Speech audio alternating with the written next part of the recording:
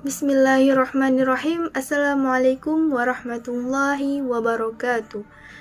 Saya Rizky Ayu Nurlaili dari Unit 4 Semester 5 dan saya mahasiswi dari IAIN Loksmawe.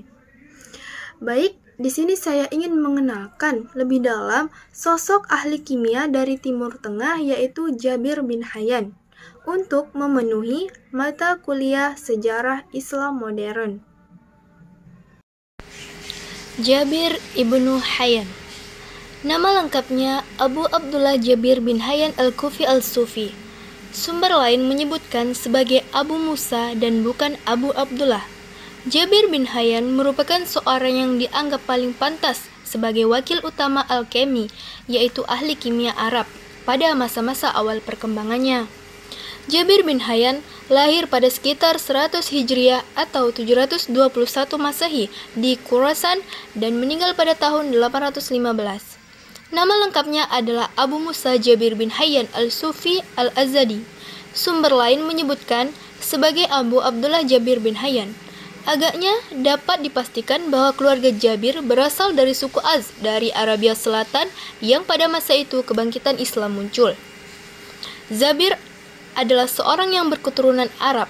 Ayahnya bernama Hayyan, seorang ahli obat-obatan, apoteker.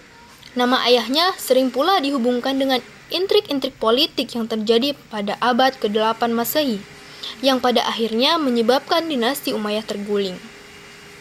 Jabir dikenal sebagai sufi yang tekun dan sering beriktikaf di sebuah ruangan khusus di dalam rumahnya. Dan selain itu juga, Jabir banyak bergaul dengan kalangan orang-orang juga mencintai pengetahuan. Oleh karena itu, dapat dipahami bila kemudian Jabir juga menjalin hubungan baik dengan para pembesar istana. Tokoh besar yang dikenal sebagai The Father of Modern Chemistry ini merupakan seorang muslim yang ahli di bidang kimia, farmasi, fisika, filosofi, dan astronomi. Kontribusi terbesar Jabir bin Hayyan adalah dalam bidang kimia. Keahliannya ini didapatnya dengan ia berguru dengan Barmaki Vizir pada masa pemerintahan Harun ar-Rasyid di Baghdad. Dan Jabir ibnu Hayyan mampu mengubah persepsi tentang berbagai keadaan alam pada saat itu dianggap sebagai sesuatu yang tidak diprediksi, menjadi suatu ilmu sains yang dapat dimengerti dan dipelajari oleh manusia. Penemuan dan karya Jabir ibnu Hayyan. Untuk penemuan dan karya tentu saja tidak sedikit. Hal itu disebabkan ilmuwan pada masa itu tidak hanya mendalami satu bidang keilmuan saja, tetapi banyak. Beberapa penemuan Jabir ibnu Hayyan diantaranya adalah asam klorida, asam nitrat, asam sitrat, asam asetat, teknik distilasi, dan teknik kristalisasi. Dia juga menemukan larutan aqua regia dengan menggabungkan asam klorida dan asam nitrat untuk melarutkan emas. Pemikiran dan berbagai pandangan. Jabir ibnu Hayyan juga memiliki berbagai pandangan mengenai kehidupan. Seperti pandangan Jabir ibnu Hayyan mengenai aspek ketuhanan. Ketauhidan adalah hal yang fundamental dan aspek terpenting di dalam agama Islam. Nilai-nilai ini dipakai oleh seorang Jabir bin Hayyan sebagai muslim. Jabir menjadikan agamanya sebagai landasan yang kuat bagi gerak langkahnya dalam mengawali berbagai aktivitasnya. Jabir baru akan melakukan segala kegiatan ilmiahnya usai melakukan sholat nawafil disertai wirid.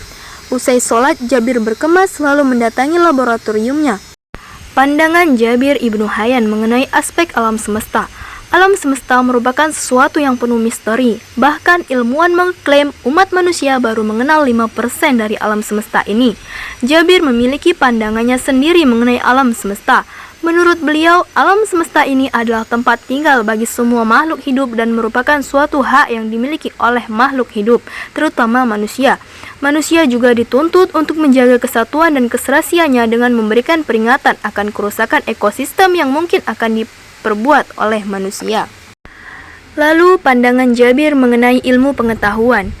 Jabir memiliki pandangannya sendiri mengenai ilmu pengetahuan. Sebagai salah seorang yang mendalami ilmu pengetahuan pada masa itu, Jabir ibnu Hayyan memiliki peran yang besar.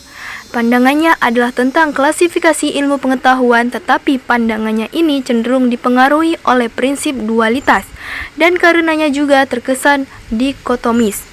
Jabir ibnu Hayyan membagi ilmu pengetahuan menjadi dua bagian, yaitu ilmu agama dan ilmu dunia. Ilmu agama dibagi menjadi dua kelompok, yaitu ilmu-ilmu syar'ian dan ilmu-ilmu aklian.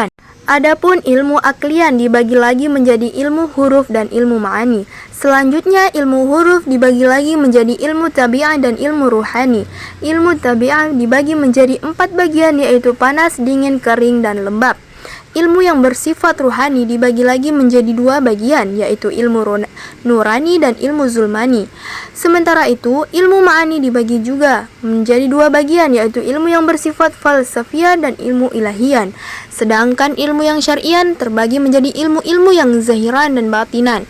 Sementara itu, ilmu dunia juga dibagi menjadi 2 bagian, yaitu ilmu syarifan dan wadiyan atau buatan.